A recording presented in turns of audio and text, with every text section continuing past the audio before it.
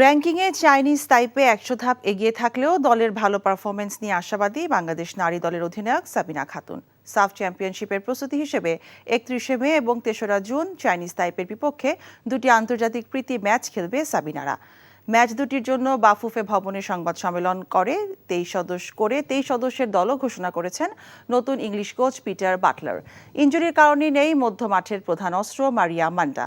বাদ পড়েছেন কৃষ্ণা মার্জিয়া। প্রথমবার ডাক পেয়েছেন গোলরক্ষক ইয়ারজান বেগম, মিডফিল্ডার মুনকি আক্তার এবং দুই ফরওয়ার্ড মোসাম্মদ সাগরিকা এবং সুরভি আকন্দ প্রীতি। সফররত দলের বর্তমান র্যাঙ্কিং ৪০ আর ১৪০তম স্থানে আছে লাল সবুজের দল। বসুন্ধরা কিংস অ্যারেনায় বিকেল ৪টা ৪৫ মিনিটে খেলা দুটি মাঠে গড়াবে।